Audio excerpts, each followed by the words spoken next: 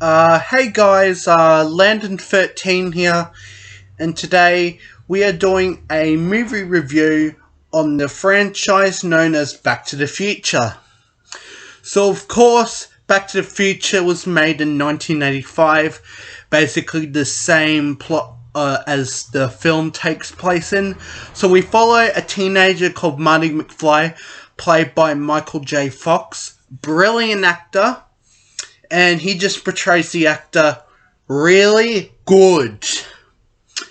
And then we have the mad scientist,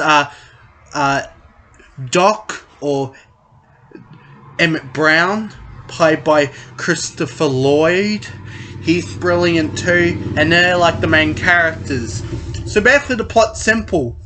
Doc invents a time machine out of DeLorean, and of course Doc gets shot by the Libyans, and of course Marty accidentally gets time travel back to 1955, where he messes up events that his parents from meeting, and now it's basically a race against the clock for him to get his parents to kiss, or else he is gonna disappear. Along with that, Doc is trying to help Marty to get back to 1985 in the DeLorean, and of course the DeLorean doesn't have any plutonium in it because, well, Marty accidentally time traveled. So of course they have to figure out a way of how to send Marty back, and of course the easier solution is basically a bolt of lightning that hits the clock tower, and basically making sure that the DeLorean travels back to that time period. But we do have some character development in this film. Of course, the parents themselves. Of course, let's talk about George McFly. George McFly is basically, I don't know who the actor's name, but throughout the film, he's like a wimp and other stuff. And people tell him to stand up for himself, but he never does until the chanted undersea dance. Of course, he punches Biff, and of course, he gets basically his character development has been completed, and he's not this cowardly wimp anymore. He's more of a cool guy. And then you got Lorraine McFly. Basically, what happened is Marty saved his dad from getting hit, and in return, he got hit by the car. So now Lorraine has the hots for Marty. So Marty's trying to figure out a way to get George to date Lorraine so he doesn't disappear. And of course, this all works out, and it actually works out for Marty pretty well. Speaking of Marty McFly is one of the main characters in the movie. He is basically a teenager. And of course he gets trapped in 1955, and the only person he can go to is Doc Brown, who only knows about how the time machine works and everything. Marty does get back in the end, and of course his life is just happy. He's got like that his parents are more happier than ever. He got that Toyota pickup truck he wanted, and of course he can take Jennifer to the lake. But then guess what happens? Doc comes into the DeLorean and he says, "Marty, we're gonna save your kids." And of course the movie ends on a cliffhanger, basically what's going to be happening in part 2. But it was a pretty good film. Doc Brown, he's played by Christopher Lloyd, and he's just funny in the movie. He's the one who invented the time machine, the flux capacitor, and all the other gizmos that make the DeLorean time travel. Basically, in 1955, Doc doesn't believe Marty until Marty tells the story of how Doc hit his head and came up with the flux capacitor, and this made Doc believable. And of course, he's like very happy. And in the end, he actually does get Marty back home to 1985. And of course, the ending. Of course, the movie ends on a cliffhanger because, well, it's a trilogy. It ends on like a cliffhanger. Basically, to be continued with part 2, of course. And let's talk about the iconic bit in the film, the DeLorean time machine. This car has become so iconic in movie franchise. It's the top car of a DeLorean company. This company has been blown up. And of course, the DeLorean's making a comeback this year. But of course, while the company themselves that make the DeLoreans are coming back making more. But the DeLorean time machine is so iconic, it has basically ranked on top of the most iconic movie cars of all time. It's got the Ecto-1 and the Batmobile and Knight Rider. And then we're gonna talk about that iconic scene, the clock tower scene. So basically, with Marty successfully getting parents the first kiss, and basically he's now saved. He just needs to get back to 1985. So of course a lot of things go wrong. Of course, the cord that goes to the wire accidentally unplugs, and basically Doc's trying to do it. And Marty's having some troubles with the DeLorean, but he does get it managed to work, and the payoff is just good.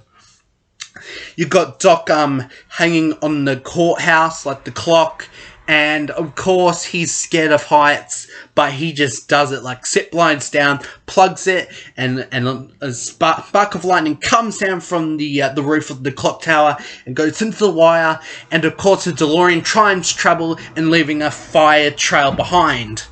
And of course Doc is celebrating afterwards. And of course it's been an iconic scene so much. There's actually Funko Pops of Doc Brown in the courthouse, of course. And it's just bloody amazing. Like, the ending of the film just leaves it like Marty and Doc are on another adventure. But we all know what happens in part 2. And it's a really good film. I would give it a rewatch. I know there's going to be a lot of swearing. Oh, speaking of which, the main antagonist of the film is Biff. He is this big jerk who basically treats George like trash, as absolutely trash. He does get punched in the face and is like, "Good on you, mate." And he's like, Biff also wants to date Lorraine, but Lorraine's not interested in him. So he just not happy. But he does get punched in the face by George, so basically the timeline's changed. So now George is the tough one and Biff's the whimpering one. And of course it was just amazing where Biff's like actually scared of George McFly, and of course, but Lorraine and George do thank Biff for if it wasn't for him they wouldn't get in love. Of course Marty also changed the timeline of that era too. And of course it's just an amazing film. And of course the ending with the DeLorean wheels hovering and going into the screen and just fading to black. We know what happens in part 2, but I'm going to save that for another video, for another time. But anyways, I hope you enjoyed this video. Back to the Future Part 2 movie review will be coming, so look out for that. But anyways, give this video a like. Click the notification bell and check out my other movie reviews on Jurassic Park. What else? Check out my other reviews of American Horror Story, Ghostbusters, and yeah, pretty much it. So like, subscribe, favorite the video. Show it to your friends. They're if you want to watch this movie, you can. But anyways, and click that notification bell and click that subscribe button to become a Team 13. Really helps out the channel a lot. And that's Landon 13 signing off for now. Bye bye. Hey guys, Landon 13 here. And today we're doing a movie review on Back to the Future Part 2. So let's talk about this movie. Back to the Future Part 2 is basically a continuation from the first film, where the first film left off. So basically the opening is basically the ending of the first film. And basically a little extension of Biff coming outside and seeing the DeLorean fly, and then just goes off and disappears into the distance, like in the ending of the movie.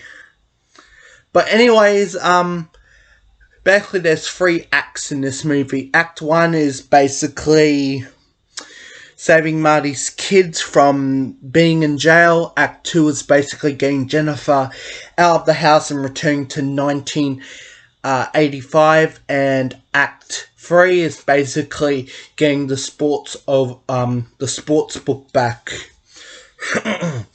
So the different storylines are basically different time periods. You got 2015, 1985A, and 1955. So let's talk about it, shall we? So of course 2015 is like this futuristic world of Hill Valley, with all the flying cars and just people dressing up in 80s theme. But anyways, basically Doc took Marty to the future to save his kids before something bad happens. And Doc knows because, well, he went forwards in time and see that Marty McFly Jr. went to jail, and he also said that his daughter would break him out and get more jail time, his daughter. But it all works out with Griff,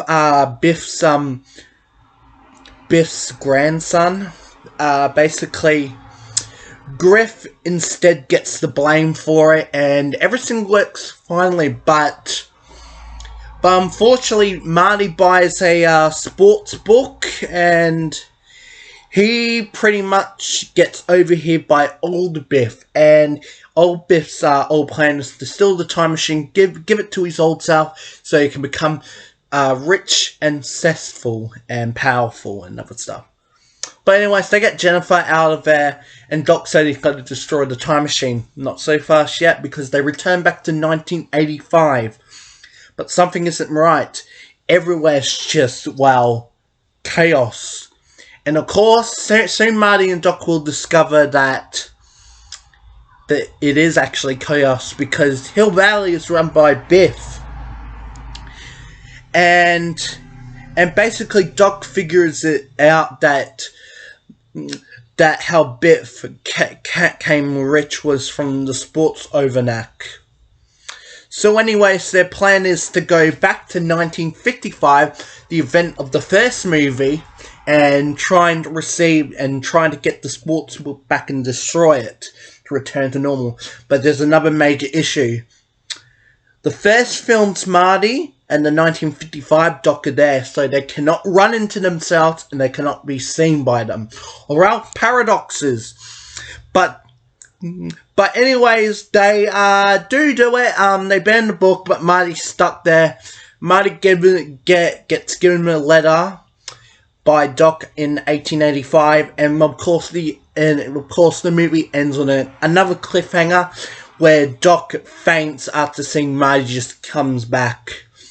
And it actually says to be concluded. So just like the first movie, of course this one ends on a cliffhanger, but of course the main antagonist is Biff once again, but this time he's an actual villain.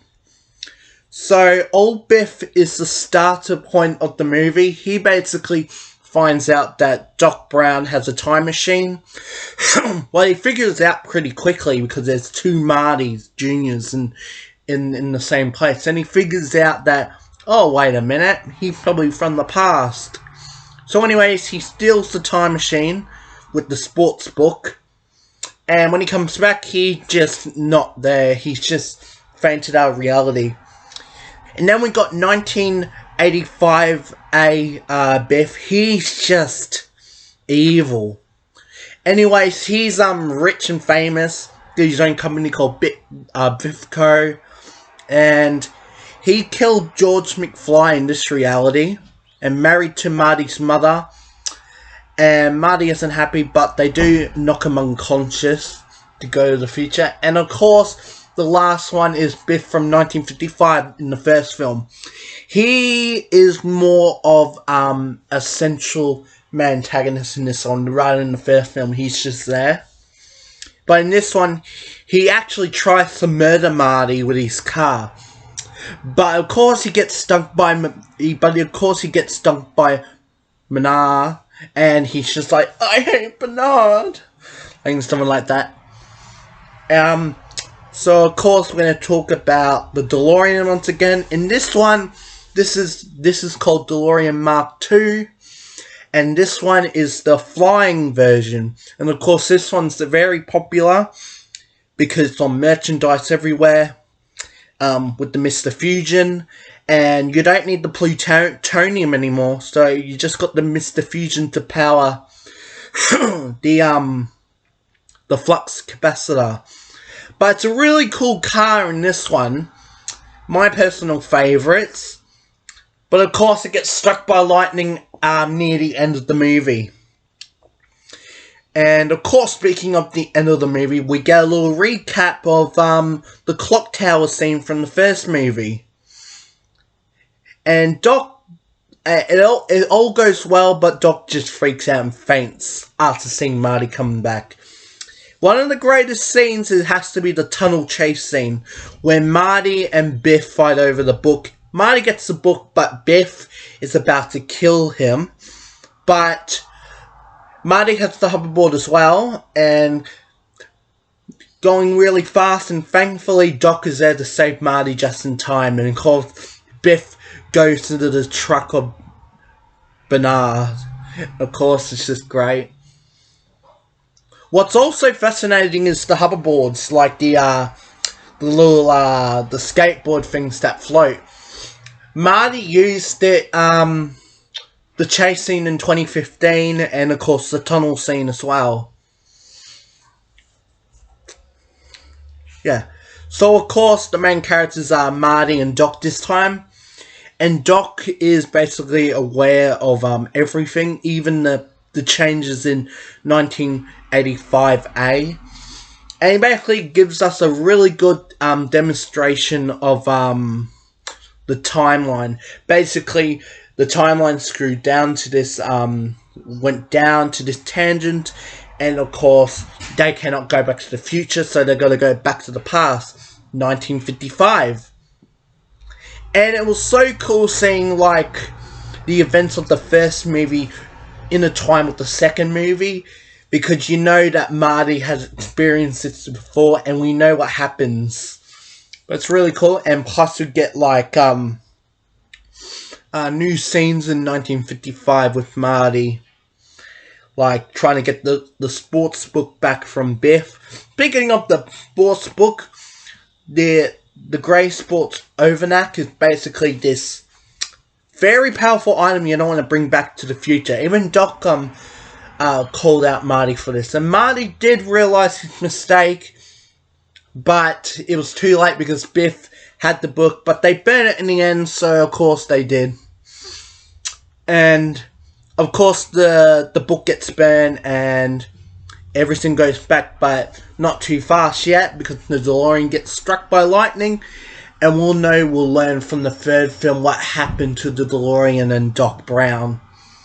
Of course, throughout the movie you got like little hints of the Old West for the third movie, like the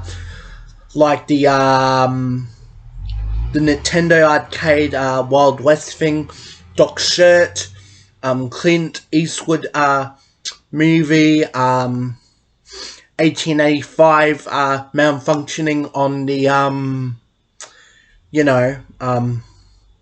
the time circuits, and of course Biff's ancestor, Mad Dog 10, that would be an antagonist in part 3. So a lot of little foreshadowing for what's about to happen in part 3. So I really like that.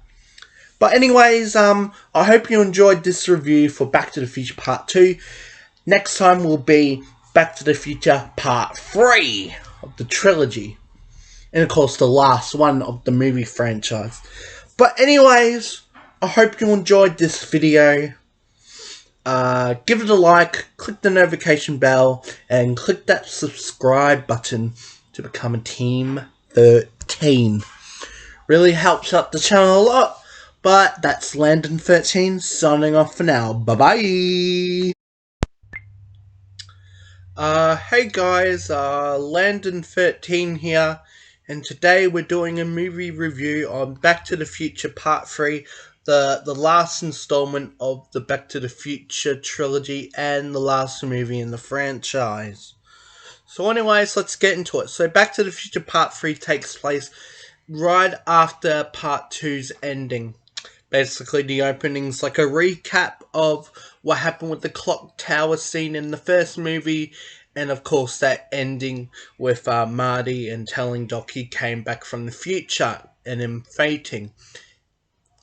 And then we get a cut of Marty taking Doc back to the house, and of course Marty's like very, very exhausted from running around after Biff and just traveling in time. And also Doc is exhausted, but he fainted. But anyways, Doc is totally freaked out because Marty's there, because, well, he saw Marty go back to the future with the DeLorean. And of course, Marty tells him that I came back from the future to stop Biff from to basically get the sports book, basically a plot in the second movie, and of course the letter from the last movie. And now Doc's reading it, and of course we now know those are actually instructions of to find the DeLorean. Of course, since Doc, the 1985 Doc has been transported to 1885. He hid the DeLorean in the abandoned mine shaft in the Boot Hill Cemetery, where they gotta find it. And soon enough, Marty and Doc learns that Doc's gonna get shot in 1885 by Mad Dog. He one of the ancestors of Biff Tannen, and basically it's from Marty going back to 1985 in the DeLorean to now a rescue mission to get Doc out of there. So let's talk about the DeLorean. Of course, in the last movie, the DeLorean hovered with the Mr. Fusion. Well, we learned that when the lightning struck the DeLorean, it basically destroyed the flying circuit. Basically meaning the car is now in the driving mode once again, like in the first movie. Of course, it's been down there for a while. Of course, the DeLorean wheels are just not good anymore, so instead they put on the 1955 tires, and then they put like a hood strap onto the car, and to like replace the time circuits, because time circuits, sorry, I can't say the word properly, but anyway, to replace it. And this car's like really like a cool design. You got like the hood on the hood on the car, like the strap. And then you got the railway wheels for the DeLorean too. So another little upgrade to this version of the DeLorean. Of course, the main antagonist is it isn't Biff, but it's actually an ancestor of Biff. Mad Dog Tannen. He basically, there's a really mean old guy, and he's the one who's gonna shoot Doc. So of course they do prevent this, and of course Marty outsmarts him with the little metal bulletproof metal thing that was hinted at in part 2 of Back to the Future. But it works out so fun that Mad Dog gets arrested and goes to jail. And also, a little thing with the trilogy, of course, he goes in banana like poo. And it's just a funny little way to continue this joke gags anyways. But anyways, the main characters are Doc and Marty, but this time we get introduced to another main character, Clara Clayton. Basically, this is the love interest for Doc Brown. Of course, at the end of the movie, we see them traveling in time in a time train.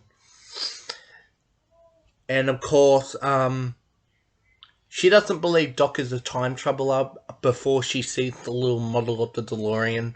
And then it's like, oh, okay.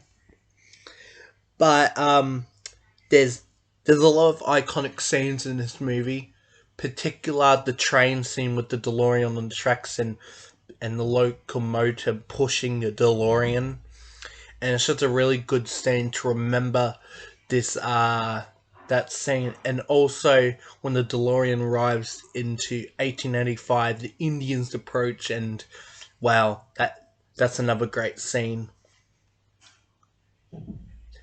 And very interesting. This is basically a Wild West story. Basically, they go back in time, and of course, at the end of the movie, the DeLorean gets destroyed by a train. So yeah, to basically cap off the trilogy, they're basically saying DeLorean's destroyed. Doc is happily living in 1885, but he comes back in a time train, and it basically ends the movie with the train going into the screen what they did for the first Back to the Future film.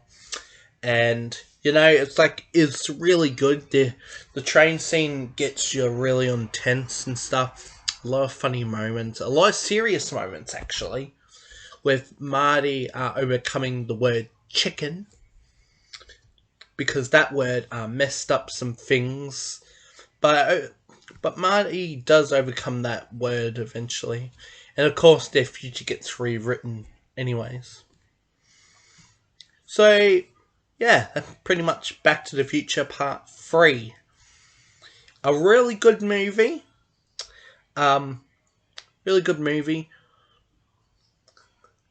It goes really forwards with the plot, but yeah. So that's basically the Back to the Future trilogy. And I hope you enjoyed this movie review. So give the video a like, give this video click the notification bell, and click the subscribe button to become a Team 13. Really helps out the channel a lot. But anyways, that's Landon 13 signing off for now. Bye bye.